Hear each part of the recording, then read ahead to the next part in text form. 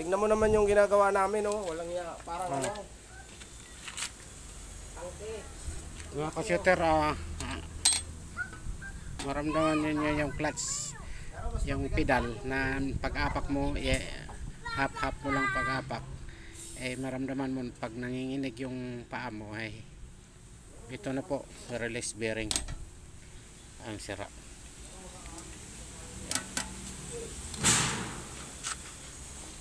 Yan o, for step 1 Isuzu diesel.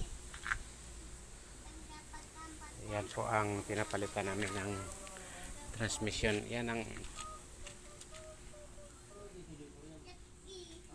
kasi hindi naman siya slide, at saka pag-apak mo ng pedal ay medyo nangangatog-katog.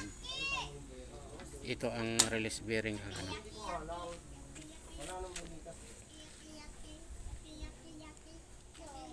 Ito, wala na, may tama na rin.